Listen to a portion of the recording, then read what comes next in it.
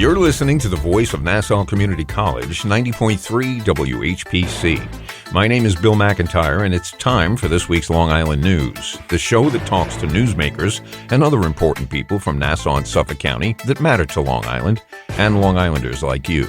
So each week we'll have a conversation about issues that affect all of us.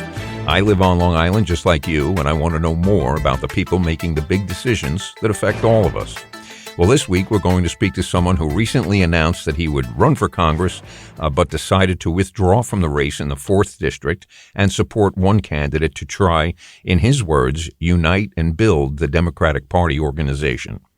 My guest is Dave Denenberg, who has been an engineer, an environmental attorney, chair of the Nassau County Environment and Development Legislative Committee, and is the founder and director of Long Island Clean Air, Water, and Soil. Well, Mr. Denenberg, welcome to this week's Long Island News. Thank you. Thank you very much for having me. It's a pleasure to be here. I know most of the folks we talk to are busy, so I appreciate that you spend the time to come in and... It really is my pleasure. A lot of issues going on in Nassau County, Long Island, New York, and the country. Yeah, everywhere you look. Okay, so for people who may not know much about you, tell us. Who's Dave Denenberg? I was born and raised in East Meadow. I went to Cooper Union, full scholarship, chemical engineer, went to law school at night, practiced in the environmental fields, also semiconductor technology. So I am an expert in patent and intellectual property, as well as environmental engineering and law. And I served as a Nassau County legislator from the South Shore area where I live in Merrick, and I've lived in Merrick over 30 years. My wife, Karen, and I raised 3 kids. I was county legislator for Merrick, Belmore, parts of Freeport, Wantua, Seaford from 2000 through 2015.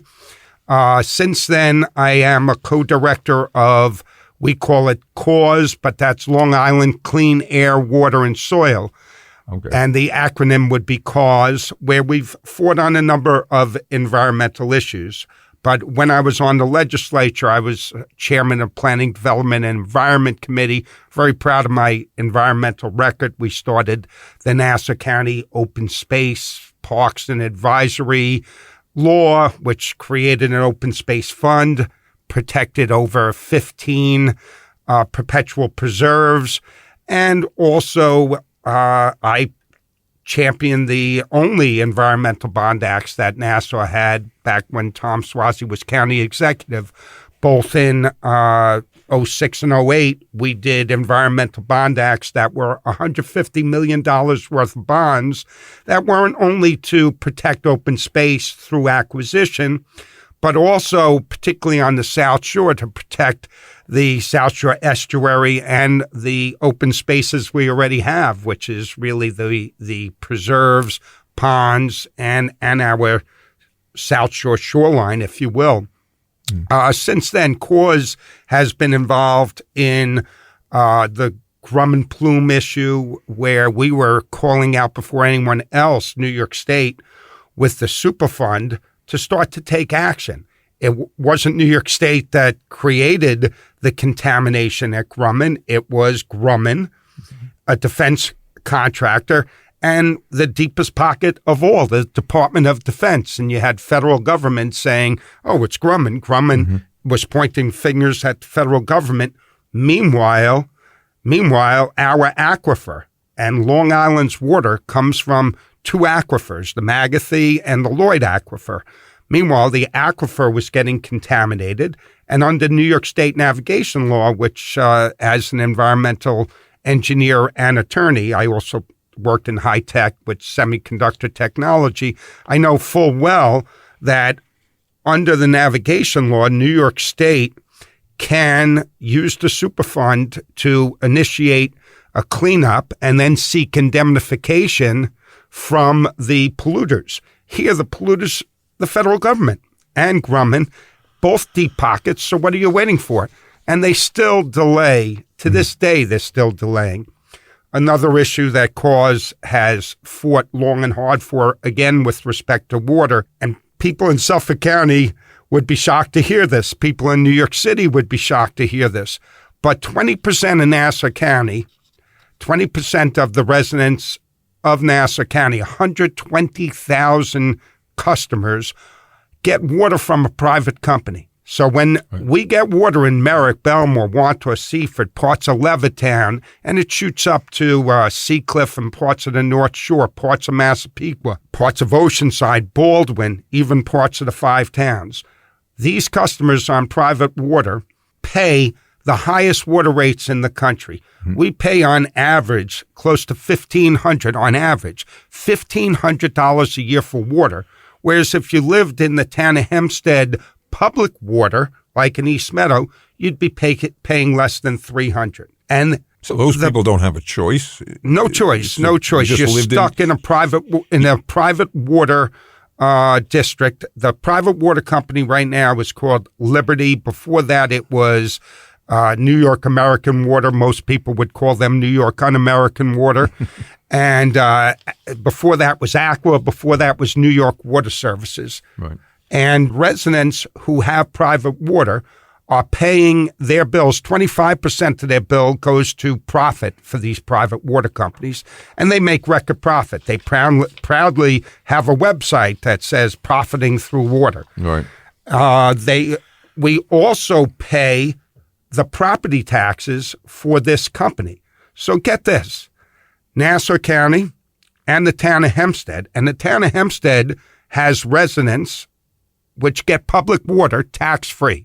No property tax, no franchise tax. Franchise tax is property tax for the lines, the pipes that run under the ground.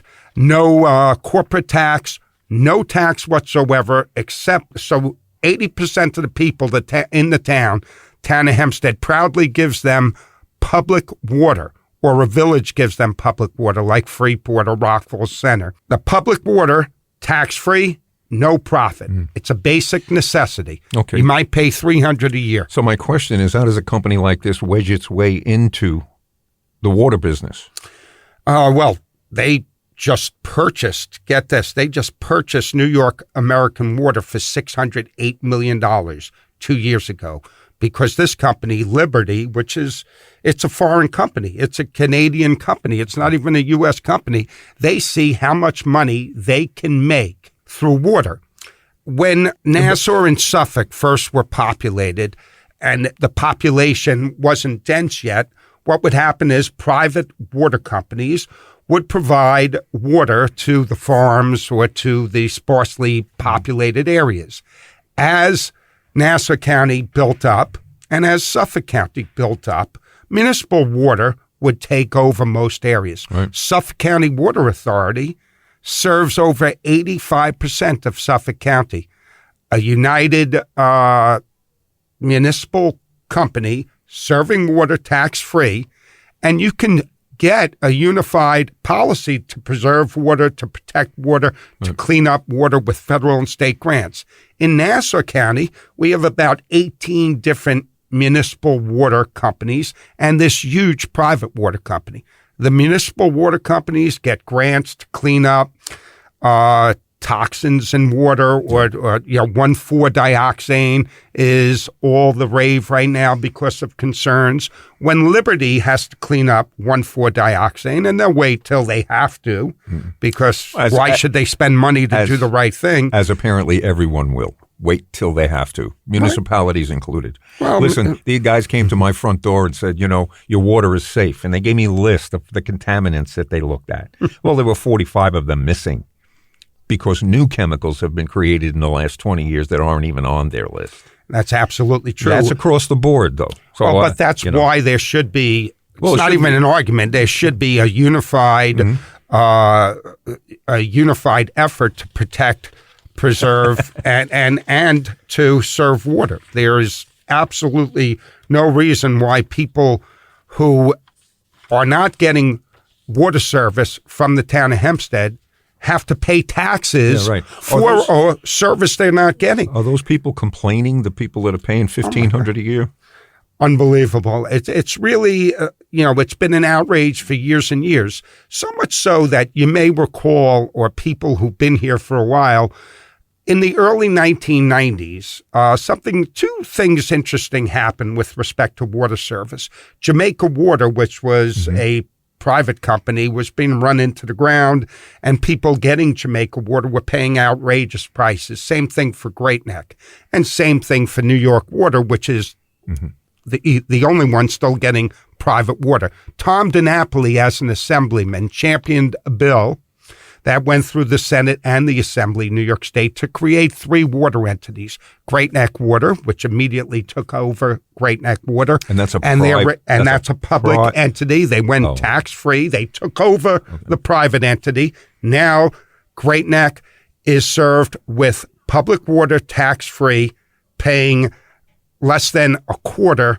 what this private water company charges. Southeast Nassau Water took over Jamaica and Jamaica Water, and now they're on public water. The only entity, because it was run through appointments from the town of Hempstead, that failed to act, was Southeast Nassau Water Authority, which is now the South Nassau Water Authority, which still hasn't moved. Or what happened was, for 15 years, the town of Hempstead refused to do anything.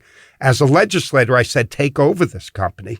The town then studied it for 5 years. Of course. And every study, even New York State studies, take about 6 months, come back, take it over, you're going to save money. But the town of Hempstead study says, but assume that this public entity will still be paying property taxes. The study came back and said, well, you'll still save money, but obviously you'll save a lot more if you're not paying property taxes. But for political reasons, we're being told you'll still pay property taxes. Nassau and the town of Hempstead don't want to lose $35 million that Liberty pays them in property taxes and franchise taxes. But Liberty doesn't pay it. Their ratepayers pay it. Right.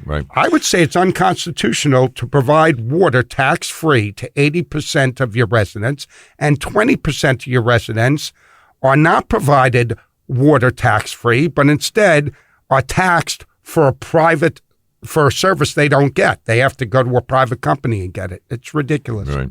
Well, just a reminder, you're listening to this week's Long Island News on the voice of Nassau Community College, 90.3 WHPC. My name is Bill McIntyre, and my guest today is Dave Denenberg, the founder and director of Long Island Clean Air, Water, and Soil, and recent Democratic candidate for Congress in the 4th District here on Long Island. We could talk a little bit about local politics, too, if you want. I mean, you're here in Nassau Community College. Yes. You're soon to get a casino if Bruce Blakeman has his druthers. And it doesn't look that way, though, does it? The gambling license is not quick to show up. Well, what happened was, and it's unfortunate, I recall, and we're right next to the property that should have been the Lighthouse Project and shouldn't have the aging Coliseum that no one even uses. The Islanders really should have been here. But again, politics got in the way. Politics, they did a redo on the Nassau Coliseum, right? They spent, I thought it was $11 million, I heard, and then $25 million. I don't know how much money they spent. They spent a bunch of millions of dollars and basically turned the Nassau Coliseum into an arena that the NHL couldn't have a hockey game in because there weren't enough seats. I was there in the... So we paid for them to take the seats out, basically making the Coliseum a dead issue in hockey. That's exactly right. And then we got a new arena. Charles Wang was going to wanted to redo the arena. The sight lines at the old barn were quite good. He wanted to redo that with the lighthouse. And, the Nassau GOP didn't like the idea that a Democratic county executive, Swazi, Democratic legislators, and I was running the committee that approved this, were going to get a big win, which would have created a huge boom for taxes. Blakeman says, look at all the taxes a casino will bring in and development around it. This was without a casino. This was all mixed use. It would have had housing. It would have had entertainment. It would have had restaurants. It was the way to go, obviously. We can't go back, but sometimes the past is worth looking at, because it's not that long ago that we're here at Nassau Community College. Nassau Community College is supposed to get state funding, county funding, as well as tuition. Throughout the last 20 years, if you look at it, tuition keeps going up, and county funding hasn't really kept up. State funding has at times, but that's an issue that affects what's a jewel and always has been in Nassau County, which is the incredible education that you could get at Nassau Community College. I always was very, very proud of the endorsements I would get from both the adjunct and full-time faculty at the college. College is right next to a hospital. How many years? I first got into office because Tom Galata was the county executive at the time. Bruce Blakeman, history repeats, was the presiding officer, and the two of them were selling off assets of the county for one-shot revenue to plug budget gaps.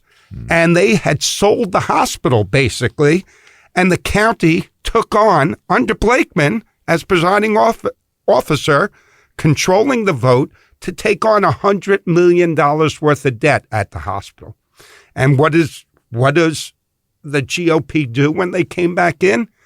They put in a string of politically connected executive directors who hardly have hospital experience at all. And look at what's going on with the hospital. It's in the 2 years under Blakeman, it is running the worst deficits, has no plan. And when Blakeman goes to the state and says, the state's got to bail out the hospital, the state sees that ultimately it's about people. Somehow Blakeman doesn't see ultimately it's about people, because the people he thinks it's ultimately about is GOP patronage. We know that the people are the underserved community, or the community that is underinsured that uses the hospital. That's why there is a public benefit element to it. If the state's going to put in hundreds of millions of dollars and you're a state taxpayer, don't you want the state to have some sort of oversight? Instead, Blakeman and company... Oversight seems to be a general problem in... or lack thereof, right? A lot of government, yeah. You're going to bail out the hospital. They want the money, but no oversight. Why would the state possibly do that? And why would anyone think that's the only people turning it into a partisan issue is, in this case, Blakeman and the GOP majority. They want a blank check from the state on something that they really, had they run the hospital properly, and they've been in control of the legislature now since 2010, right? And say for 10 years, when I was in office, they've always been in control of Nassau County. So they're at fault here because they've controlled the direction of the hospital, they've controlled the administration, and they haven't delivered for the people. Now, look at the mailers here, taxpayer-funded mailers. Every mailer I ever got after I left office, from the people who replaced me on the legislature or from the county exec, is blatantly partisan, usually about some federal or state issue. Blatantly partisan. Just got a mailer from Bruce Blakeman. Doesn't mention the hospital, a county issue that's of dire consequence. Did he ever even mention his plan with the casino, which now he's in a lawsuit with Hofstra, right?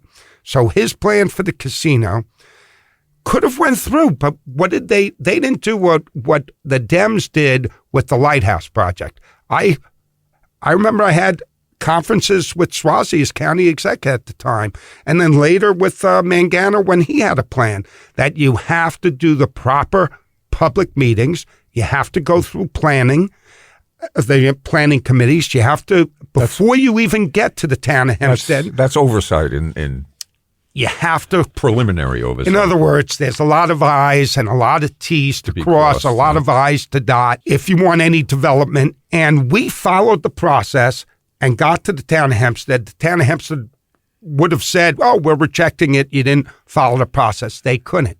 They ended up rejecting it because they said, oh, it was too big. Now, Hofstra was able to say, you know what? You didn't even have a proper public meeting. You never went to the Planning Commission, didn't have the proper hearings. The legislature didn't have the proper hearings. We're gonna move on. You're talking about Blakeman, and the new thing in the news was how do you feel about his transgender laws banning transgendered children from using county sporting venues? I spoke to people that run some of these sporting events at county venues, whether it's particularly the Mitchell Athletic Complex would have the biggest. But there's even the games for the physically challenged. Mm-hmm. It's never been an issue. No one has brought it up. It has not been an issue. So Mr. Blakeman wants to pontificate on an issue, I guess, of a federal issue or a political issue at federal and state levels.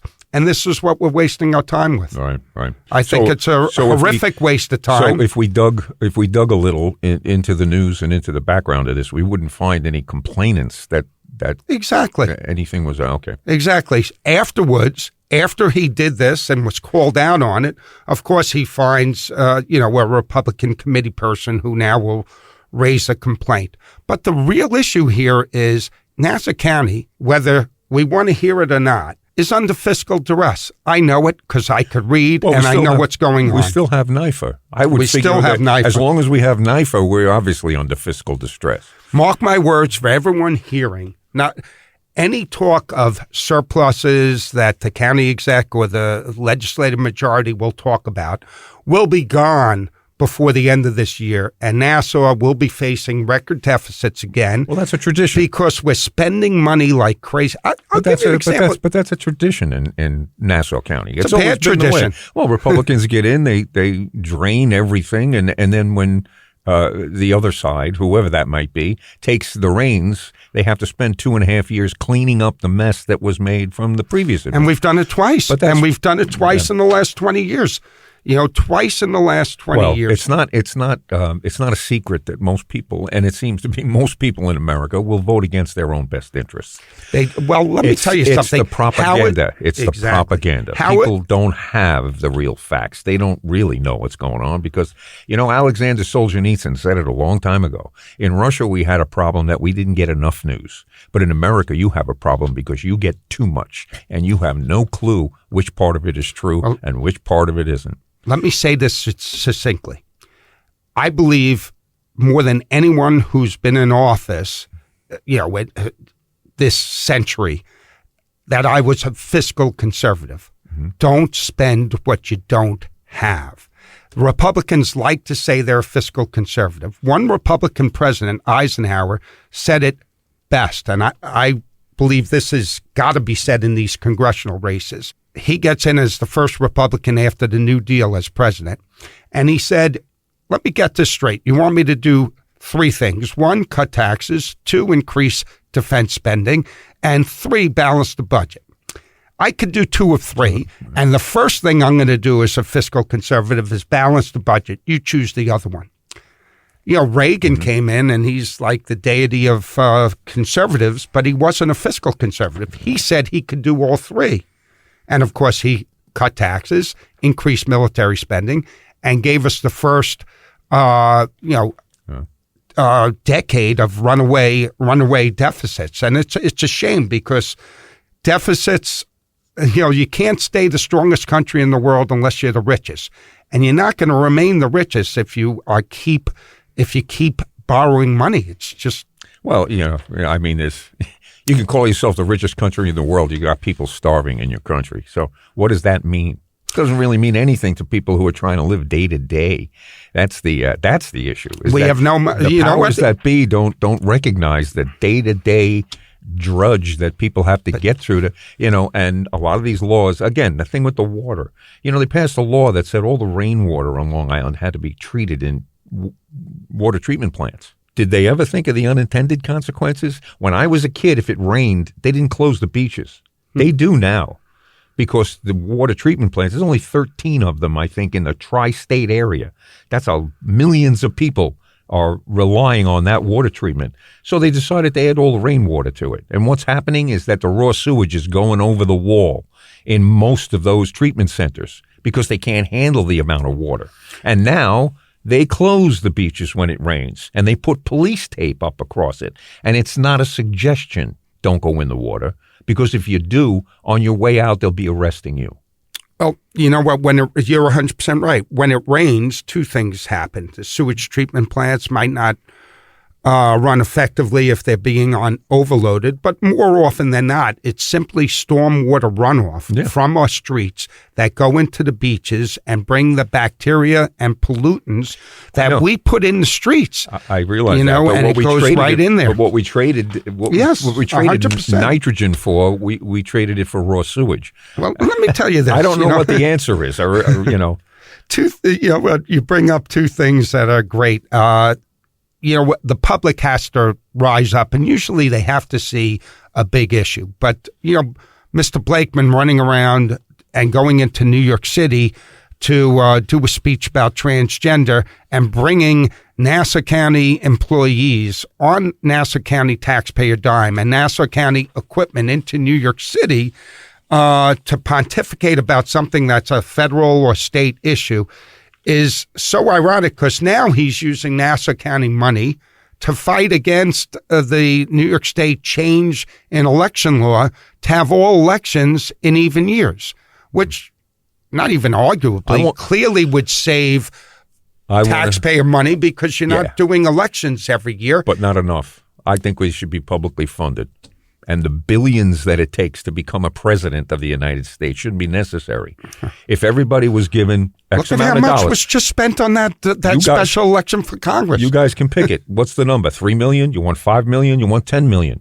But everybody gets the same amount of money. If you're so smart, you could get elected with that 10 million over your opponent who apparently wouldn't be as smart as you. That's a nice idea that has escaped us forever. Well, the people in charge it would level the playing field. But the people in charge would be the ones voting for that, and I don't see that happening because that would take honesty. It would take a lot of things that don't appear to be a part of our leadership. And people with money who want to run or people with money who want to donate would say, that's not the American way. We made money. We want to be able to control election donations as well. So something real quick. We have about 30 seconds. What do you want to tell anybody in the audience, listening audience? What does Dave Denenberg have to say to... You know what? There's so many issues right now in this election. Democracy itself is on the line. Certainly the environment, certainly our economy.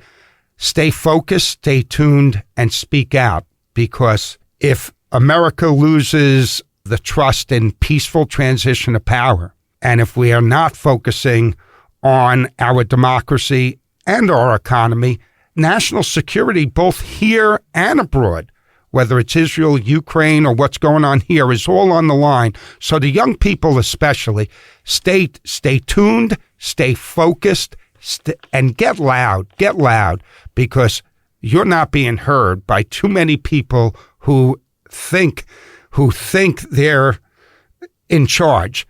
Ultimately, the voters need to be in charge, and you should speak out. Well, thank you. My guest today has been Dave Denenberg, the founder and director of Long Island Clean Air, Water, and Soil, and recent Democratic candidate for Congress in the 4th District here on Long Island. And again, we want to thank you for taking the time to speak with us today about, like you said, a slew of important issues. Thank you. But the clock on the wall says it's time for this week's Long Island News to get on out of here. I'm Bill McIntyre. Remember, you can listen to us by searching for this week's Long Island News wherever you listen to podcasts. And we're right here every Friday on the radio at 3 p.m. on the voice of Nassau Community College, 90.3 WHPC.